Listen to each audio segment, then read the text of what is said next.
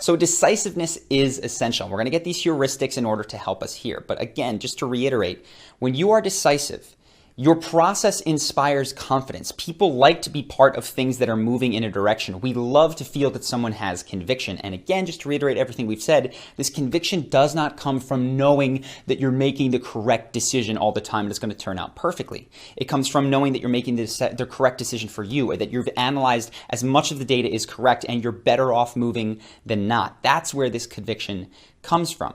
It also comes from having a high-level questions, heuristics, that you can apply to a wide variety of situations to just get you moving. So heuristics that I like in my life, there's a couple I'll just give you. First is for small decisions. Will this impact my life in a week? Is a good question. Now, what movie are we going to see? What movie should we watch? You're scrolling on Netflix.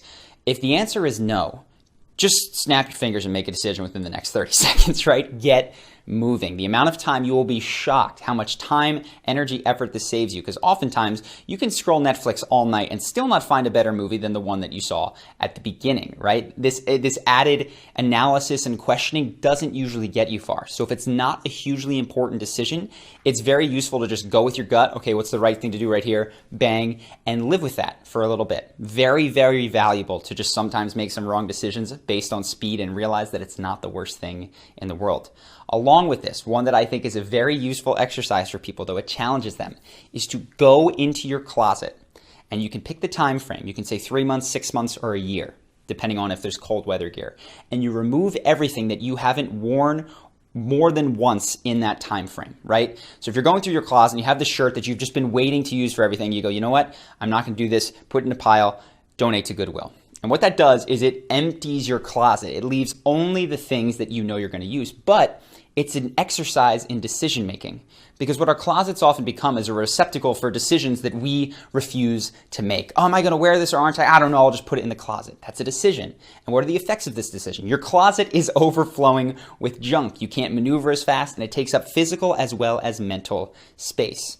So one thing that I had to do when I went abroad was throw out so much stuff, and I had to make these decisions. And I will tell you, it was one of the better, surprisingly useful exercises of my life to quickly go, this is valuable, this isn't, and to realize that 80% of the stuff that I had accumulated over my life was just a decision I was afraid to make. And then I gave it to Goodwill, and I honestly almost never missed anything because I was picking things that I hadn't worn for months and months at a time. So that's another heuristic that you can use. One that Jeff Bezos uses is called the regret minimization framework. He applies this to larger decisions. He was trying to figure out if he was going to start Amazon.com or stick with the local bookseller that he had. And his boss was supportive and he didn't know what to do. And so he applied the heuristic of, okay, when I'm looking back on my life, which of these am I going to regret not having done? And as he looked back from, age 90, he went, well, of course, not starting that business I would regret. Is it going to work? Not necessarily, but not knowing would eat at me. So he makes decisions in an attempt to minimize regret. So he's oftentimes shooting for the stars. This is an excellent framework for some high-level things if you have a bit more risk tolerance. The point is, every situation, yes, is different, but when you can apply heuristics to it, you can boil it down quickly, make speedy decisions, and you can get people to feel comfort and confidence in your decision-making process. We gravitate towards people who can do this effectively, and it just makes them want to follow you. So get used to being decisive. Maybe clean your closet. We're actually going to do an exercise similar to this in today's action guide. The last mindset that I absolutely have to cover, because it is missed out and I miss it and everybody misses it, is that when you want to be a leader, right, when that's something you want, very few people come to leadership with the idea that they're going to help or serve others. Like that's what they tell themselves, but really what they want is to be special, to be followed, to stand on stage, to be the one that people notice. And of course, yeah, I want to help other people, but that's not the main motivator if they're being honest. It's a degree of recognition. And what you will eventually come to, and I want to let you know, is as you work through these different significance motivators, you'll tend to come to, you know what, this needs to be about other people at some level. And so I want to cover ways that you can get to that, because that is what makes a long-term leader effective. You can start by being self-centered and having people follow you, but at some point, it got to be reflected back on them. So the first thing that you can do to make people feel special is to ask their opinion when you don't know what to do. When you're in that data gathering phase, to have a brainstorm session that you don't dominate, right? To truly be there, to take in all the things that the smart people that you've surrounded yourself with, the valuable opinions of your friends, and just sit there and listen.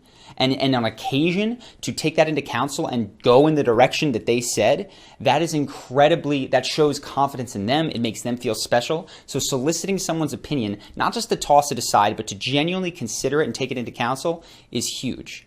The second thing is going to be, we talked about this earlier, but the ability to extend praise, to compliment other people, especially on things related to the projects that you're working on, right? So if they did something excellent, they had a good idea, to say, you know what, I couldn't have done this without you, that means the world to people. It's very tough if you think that you're supposed to be the smartest, the best technician.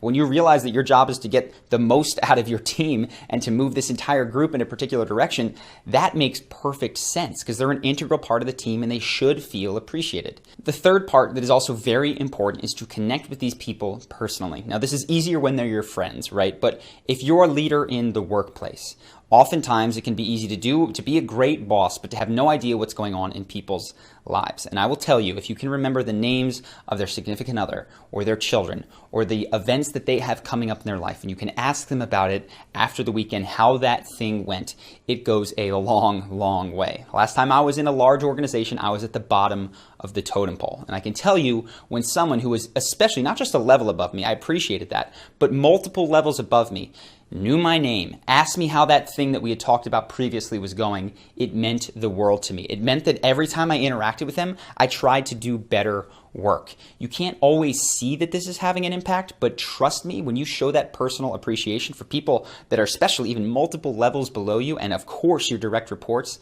that means a ton to them. It pays dividends over the long run, and they want to do better for you because they appreciate the way that you made them feel special.